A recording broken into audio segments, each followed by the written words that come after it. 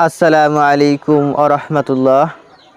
প্রিয় দর্শক শ্রোতা মণ্ডলী, আমি আছি আপনাদের সাথে রাজিবুল। আপনারা দেখছেন টপ 10 বেস্ট ওয়াজ। আরও একবার টপ 10 বেস্ট ওয়াজের পক্ষ থেকে আপনাদের সকলকে আন্তরিক সালাম, প্রেম প্রীতি ও ভালোবাসা জানিয়ে আজকের ভিডিওটি শুরু করছি।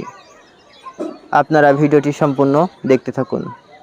आदिपुरुष रिलीज हुई और साथ में बहुत सारी कंट्रोवर्सी लेकर आई। फिल्म के डायलॉग लिखने वाले राइटर साहब को जान से मारने की धमकी तक मिल गई, लेकिन दूसरी तरफ फिल्म बनाने वाले लोग इन सब से हटके एक दूसरी दुनिया में जी रहे हैं। रोज एकदम ईमानदारी से अपने सोशल मीडिया पे फिल्म ने कैसे 100 करोड़ 150 करोड़ की कमाई कर ली ये बता दिया जाता है। इवन फिल्म में काम करने वाली एक्ट्रेस कृति सेनन ने सोशल मीडिया पे एक वीडियो डाला जिसका टाइटल है focusing on cheers and claps. मतलब एक तरफ पब्लिक का गुस्सा तो दूसरी तरफ फिल्म में काम करने वाले लोगों का घमंड। उनके हिसाब से तो सच्ची ऑडियंस ताली बजा रही है। ये गाली देने वाले लोग जो सोशल मीडिया पे कुछ इस तरीके के वीडियोस डाल रहे हैं, इनको तो पैसे मिले हैं फिल्म को बदनाम करने के। तो मैंने सोचा क्यों ना आपको आदिपुरुष फिल्म के कलेक्शन की असली सच्चाई बताई जाए। ऐसी बातें जो हमेशा पर्दे के पीछे रहती हैं। कोई भी फिल्म बनाने वाली कंपनी ये कभी नहीं चाहेगी कि पब्लिक को ये सब पता चल जाए, लेकिन अब जब पब्लिक को ये झूठा बोला जा रहा है, पैसे मिले हैं एक एक आदमी को फिल्म की बुराई करने के, ऐसे इल्जाम लग रहे हैं, ये सब कुछ सुनने के बाद मुंह बंद रखना शायद मेरे लिए सबसे बड़ा अपराध होगा। तो सबकी पोल खोलती हूँ मैं, टोटल 10 पॉइंट्स बताऊंगी, ऐसी बातें जो आज से पहले आपको किसी ने नहीं बताई होंगी, लेकिन आदिपुरुष का सच इन्हीं में कहीं छुपा है। पॉइंट नंबर 1, बॉलीवुड के सबसे बड़े डायरेक्टर्स में से एक है करण जौहर। इनका एक इंटरव्यू है 2021 का जिसमें ये परसेप्शन शब्द का जिक्र करते हैं। मतलब किसी चीज को देखकर इंसान किस तरीके से रिएक्ट करता है उसको भी कंट्रोल किया जा सकता है अगर उसके अगल बगल वाले लोग उसको कंफ्यूज कर दें। करण जौहर ने साफ बोला, ये जो फिल्म रिलीज होने के बाद स्टार्स वाला चार्ट आपके सामने रखा जाता है फिल्म बनाने वाली कंपनीज की तरफ से,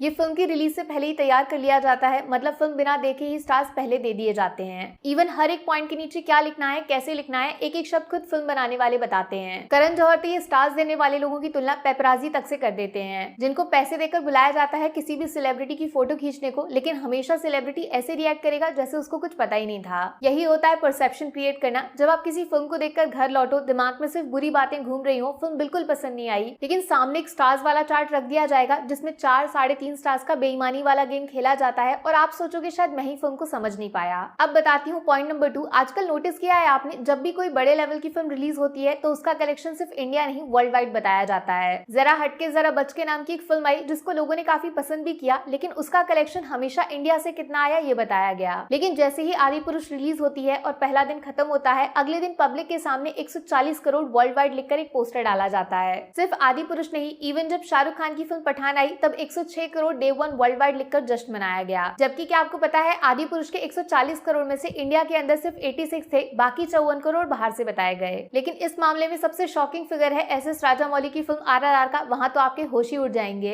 वर्ल्ड वाइड पहले दिन 223 करोड़ जबकि इंडिया से सिर्फ 133 करोड़ आया। हिंदी ओनली 20 करोड़ जबकि विदेश में ऑलमोस्ट 100 करोड़ कमाए पहले दिन। ये वर्ल्ड वाइड वाला गेम क्यों शुरू किया गया आपको बताऊं मैं, एकदम असली सीक्रेट, क्योंकि ग्लोबल बॉक्स ऑफिस नंबर का हिसाब किताब रखने वाली कोई वेबसाइट या फिर कंपनी है ही नहीं। कितना सही कितना गलत किसी को नहीं पता।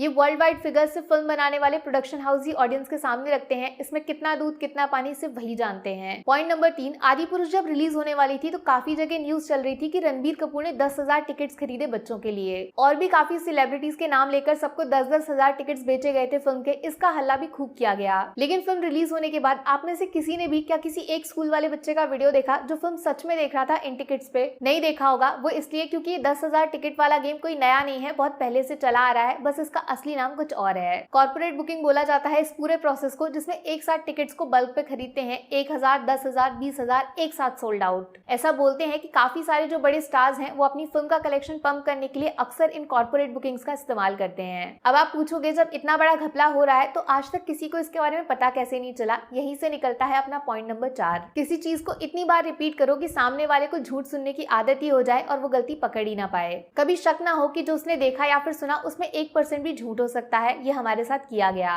एक्चुअली 10 में से जो 9 फिल्में रिलीज होती हैं उसमें कॉर्पोरेट बुकिंग्स का इस्तेमाल होता है, इसीलिए जब कलेक्शंस बताए जाते हैं पब्लिक को कुछ अजीब नहीं लगता। लेकिन कभी कभार किसी फिल्म को बलि का बकरा बना दिया जाता है जिसका फ्यूचर वैसे भी फिल्म बनाने वालों को पता है कि ये पिक्चर बिल्कुल नहीं चलेगी। अक्षय कुमार की फिल्म आई सेल्फी, सिर्फ 7,000 टिकट्स बिके एडवांस में, मुश्किल से 2 करोड़ का बिजनेस किया पहले दिन। क्या सच में आपको लगता है 30 साल से जो एक्टर फिल्म इंडस्ट्री में काम कर रहा है वो 2 करोड़ की ओपनिंग देगा? या फिर खुद से पूछो जो बाकी फिल्मों में 10-15 करोड़ ओपनिंग बताई जाती है वो कितनी सच है? एक्चुअली इसकी असली पोल खुली है लॉकडाउन के बाद जब फिल्म बनाने वाले लोगों को पता था पब्लिक थिएटर जाएगी ही नहीं, इसीलिए कॉर्पोरेट बुकिंग्स का इस्तेमाल कम हुआ, जिससे ओपनिंग नीचे गिर गई। उस टाइम ज्यादा आता तो पूरा गेम ही एक्सपोज हो जाता। पॉइंट नंबर 5 जरा ध्यान से सुनिएगा, शायद आपको अपने कानों पे भरोसा ही नहीं होगा। फिल्म लाइन का सबसे बड़ा सच छुपा है इसके अंदर। क्या आप यकीन करोगे अगर मैं आपसे बोलूं आदि पुरुष ने कितने पैसे कमाए, ये हिट है या फ्लॉप, बजट वगैरह कितना है? ये सारे सवाल फालतू हैं, इनका कोई मतलब ही नहीं है। ये सिर्फ पब्लिक पे एक्सपेरिमेंट की तरह इस्तेमाल होते हैं, अगली बार फिल्म में और क्या करना चाहिए ये जानने के लिए। जाल के बीच में मकड़ी देखी है, वो मैं और आप हैं, बस फर्क इतना है कि ये जाल मैंने और आपने नहीं बल्कि फिल्म वालों ने तैयार किया। एक्चुअली फिल्म जब रिलीज भी नहीं होती ना, उससे पहले ही अपना पूरा पैसा रिकवर कर लेती है। जी हाँ, फिर चाहे उसका बजट 600-700 करोड़ क्यों ना हो, नुकसान एक पैसे का नहीं होगा। थिएट्रिकल राइट्स नाम का एक शब्द है। शॉर्ट में बोलूं, किसी फिल्म को थिएटर में दिखाना है तो पैसा देना पड़ेगा, बाद में फिल्म चले ना चले जिम्मेदारी तुम्हारी। आदि पुरुष का ऑफिशियल जो बजट नंबर है ना, वो कहीं ना कहीं 500-550 करोड़ के बीच में जाके बैठता है, ऐसा रिपोर्ट्स में लिखा गया। अब कमाल की बात बताऊं, हिंदी प्लस तेलुगु दोनों के थिएट्रिकल राइट्स मिलाकर ऑलमोस्ट 270 करोड़ में बेचे गए, ऐसा रिपोर्ट्स में बोला गया। अब इसमें 250 करोड़ और जोड़ लीजिए, क्योंकि ओटीटी पे फिल्म दिखाने के डिजिटल राइट्स भी ऑलरेडी बेचे जा चुके हैं। अब जरा हिसाब लगाइए, बजट की रिकवरी 100% पूरी हो गई। यहाँ मैं और आप फ्राइडे फिल्म ने कितना कमाया, मंडे कितना कमाया, ये सोच के उल्लू बने जा रहे हैं। ऊपर डमरू बज रहा है, मैं और आप नाच रहे हैं, जबकि फिल्म अपना पैसा पहले ही पीट चुकी है। यह है अपनी फिल्म इंडस्ट्री का सबसे बड़ा सच। पॉइंट नंबर 6, एक बड़ी गलती भी हो गई है आदि पुरुष फिल्म के मेकर से। इन्होंने 500-600 करोड़ बजट का गाना गा के फिल्म का हाइप तो बना दिया रिलीज से पहले, लेकिन बाद में ये बजट फिल्म के लिए बिल्ली के गले में बंधी हुई घंटी की तरह हो गया। जहां वो बिल्ली जाएगी उससे पहले घंटी की आवाज सुनाई देगी। इसके ठीक उल्टा गेम खेला एक low budget film the Kerala story ने। इनके पास बजट था नहीं, इसीलिए शुरुआत में उसके बारे में कोई बात ही नहीं की, जबकि बाद में फिल्म ने अब जब 300 करोड़ का बिजनेस कर लिया तो खुद अपने बजट को सिर्फ 15-20 करोड़ का बता के फिल्म का हुआ बना रहे हैं। इतना कम में इतना ज्यादा कैसे? मतलब फिल्म में कोई बात तो होगी, बस इसी फैक्टर पे कलेक्शन कब 100 से 200 और 200 से 300 हो गया किसी को पता नहीं चला। जबकि आदि पुरुष में बजट ऑलरेडी हाई बोल दिया गया, इसीलिए जब पहले दिन 140 करोड़ का नंबर भी बोला गया तो भी लोग सोच रहे थे ये 600-700 में कैसे बदलेगा। पॉइंट नंबर 7 को समझने के लिए आपको कलयुग के बारे में थोड़ा सा जानना पड़ेगा। कलयुग है असुर कली का युग, जो लोगों के दिमाग से खेलता है, उनकी सोचने की शक्ति धीरे धीरे खत्म करके उनसे बुरे काम कराता है। और कली के दो सबसे बड़े सिपाही हैं कोका और विकोका, जिनको वरदान है अमर होने का जब तक वो एक दूसरे के साथ हैं। अलग हुए तो कमजोरी पकड़ ली जाएगी। अपनी फिल्म लाइन में ना ये असुर कली कौन है जानते हो? वो लोग जो फिल्म बनाते हैं। ये पब्लिक के दिमाग को मैनिपुलेट करते हैं बहुत आसानी से, सही गलत के बारे में सोचने तक नहीं देंगे आपको। जबकि कोका और विकोका कौन है? Social media plus PR agency. दोनों साथ मिल गए तो पब्लिक गई काम से, लेकिन आपस में लड़ गए तो फिल्म गई काम से।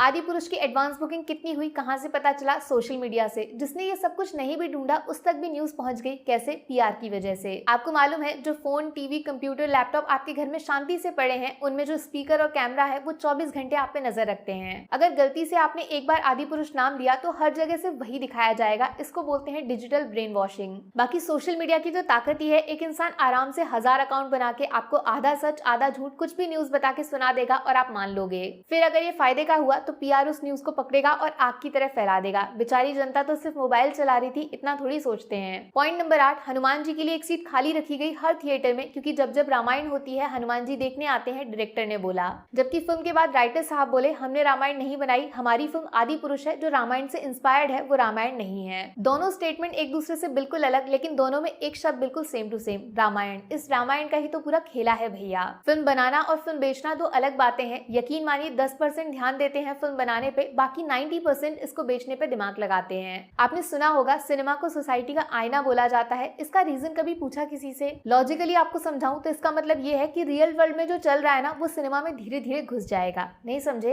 द कश्मीर फाइल्स आई, छोटे बजट की फिल्म, कमाई सोच से काफी ज्यादा। फिर द केरला स्टोरी का आना और पब्लिक के दिमाग पे छा जाना। ये फिल्में अचानक से काम क्यों करने लगी? क्योंकि इनका टॉपिक अब रेलेवेंट हो चुका है, लोग इनके बारे में बात करते हैं, इसीलिए सिनेमा में इनको देखने जाते हैं। इसीलिए फिल्म आदि पुरुष के सब्जेक्ट को फिल्म बेचने के लिए इस्तेमाल किया जा रहा है। एक जो सेक्शन ऑफ सोसाइटी है उसको घंटा फर्क नहीं पड़ता फिल्म अच्छी है या बुरी। फिर चाहे कंट्रोवर्सी करनी पड़े या फिर डायलॉग्स की ऐसी तैसी, फिल्म बेचना फिल्म अच्छे होने से ज्यादा जरूरी है। रामायण शब्द को भूलने नहीं दिया जाएगा किसी कीमत पे। पॉइंट नंबर 9, 3 दिन में 340 करोड़ का नंबर आया, लोगों ने बहुत शोर मचाया। लेकिन चौथे दिन ऐसा क्या हुआ कि सारी लैंग्वेज मिला के इंडिया में बस 20 करोड़ कलेक्शन, वर्ल्ड वाइड 35। इतना बड़ा अंतर कैसे आ सकता है? यहाँ पे आपको समझना पड़ेगा फिल्में पैन इंडिया रिलीज क्यों की जाती है। एक्चुअली इंडियन सिनेमा में सबसे अनप्रिडिक्टेबल है हिंदी ऑडियंस। हिंदी ऑडियंस को अगर आपने फंसा लिया ना तो बेटा जी कलेक्शन 1000, 1100, 1200 करोड़ तक जाता है। सबसे बड़ा एग्जाम्पल है KGF चैप्टर 2। एक्चुअली प्रभास का स्टारडम तेलुगु में किसी से छुपा नहीं, वो चाहे राधे श्याम बनाए या फिर आदि पुरुष, शुरुआत के 3 दिन पिक्चर पैसा पीटेगी, उसके बाद खत्म। खत्म। और तेलुगु में जब नंबर हाई जाता है ना तो फिल्म मेकर्स उसका इस्तेमाल करके हिंदी ऑडियंस को इशारा करते हैं, देखा फिल्म का हाइप कितना है, अरे कुछ तो बात होगी, तुम लोग भी टिकट बुक करो वरना बाद में सोसाइटी के सामने क्या मुंह दिखाओगे। लेकिन इसका उल्टा करके देखो, कभी हिंदी में नंबर 50 करोड़ होगा लेकिन साउथ ऑडियंस कभी मैनिपुलेट नहीं होगी, शर्त लगा लो 5 करोड़ बिजनेस नहीं मिलेगा। यही हुआ पठान के साथ, हिंदी में पैसा कमाया रिकॉर्ड तोड़ लेकिन साउथ बेल्ट में नंबर ना के बराबर था। इसीलिए आदि पुरुष को ना जानबूझकर एज प्रॉपर बॉलीवुड फिल्म नहीं बेचा गया, उसको तेलुगु इंडस्ट्री से निकलने वाली एक पैन इंडिया फिल्म की तरह बेचा। रिजल्ट, पहले दिन तेलुगु में फिल्म ने कमाए ऑलमोस्ट 50 करोड़ और हिंदी में ऑलमोस्ट 40 करोड़। लेकिन अब चौथे दिन तेलुगु में 7 करोड़ और हिंदी में ऑलमोस्ट 8.5। हिंदी ऑडियंस ने ठेंगा दिखा दिया, तेलुगु में तो यही होना था, चालाकी फेल हो गई। लास्ट में पॉइंट नंबर 10, चाहे कितना बड़ा फिल्म मेकर क्यों ना हो, चाहे कितनी पुरानी फिल्म कंपनी जो बॉलीवुड को रूल करती है, ये सब डरते हैं सिर्फ एक चीज से, वर्ड ऑफ माउथ। इसको ना तो खरीदा जा सकता है और ना ही आज तक ये कभी किसी से हारा है। छोटी सी छोटी फिल्म को आसमान तक पहुंचा सकता है और आसमान पे बैठे लोगों को जमीन पे लाके पटक भी सकता है। Public is the king. लेकिन पता है पहले ये वर्ड ऑफ माउथ उतना ज्यादा तेज सुनाई नहीं देता था, इतना फास्ट रिएक्शन पता भी नहीं चल पाता था, वक्त लगता था 1-2 हफ्ते का। बट अब जब से ये यूट्यूब पे रिव्यूज वाली कैटेगरी ने आग पकड़ी है ना, लोगों के पास आवाज आ गई है, वो फटाफट अपना रिएक्शन एक दूसरे तक पहुंचा देते हैं। मैं खुद अपनी तारीफ नहीं कर रही हूँ, तारीफ कर रही हूँ पब्लिक की, जो अब अवेयर हो गई है कंटेंट क्या होता है, इसीलिए टिकट खरीदने से पहले डबल चेक करती है। शर्त लगा लो अगर ये यूट्यूब पे रिव्यूज वाली कैटेगरी नहीं होती ना तो आदि पुरुष आज भी 100-150 करोड़ का बिजनेस छापती बिल्कुल आराम से। फिल्म के डायलॉग्स हो या फिर मेकर्स की रामायण को गलत दिखाने की कोशिश, सब कुछ पब्लिक तक पहुंचाया गया और पब्लिक ने थिएटर में अपना फैसला सुनाया। हाँ तो भैया, उम्मीद करती हूँ अगली बार जब आपसे पूछा जाए ना कि फिल्म हिट हुई या फ्लॉप, सिर्फ इतना सोच के जवाब मत देना कि उसने पैसे कितने कमाए। एक बार मेरे ये 10 पॉइंट्स वाला वीडियो जरूर याद कर लेना, उसके बाद एहसास होगा हम लोग चेस के गेम में सिर्फ एक छोटी सी गोटी है, राजा रानी बहुत ऊपर बैठे हैं। अगर सच में वीडियो पसंद आया तो अगली बार से सवाल पूछिएगा खुद से, क्या आप। আলহামদুলিল্লাহ, প্রিয় দর্শকবৃন্দ, আমরা ভিডিওটি সম্পূর্ণ দেখলাম। ভিডিওটি যদি আপনাদের সকলের ভালো লাগে বা মন আকর্ষণ করে থাকে, অবশ্যই আমাদের চ্যানেলটি সাবস্ক্রাইব করে নোটিফিকেশন বেল অন করে রাখুন সবার আগে ভিডিও পাওয়ার জন্য। আর যদি ইসলামকে আপনি পছন্দ করেন, ইসলামকে যদি ভালোবাসেন, তাহলে ইসলামটি প্রচারের স্বার্থে ভিডিওটি বেশি বেশি শেয়ার করুন। ধন্যবাদ।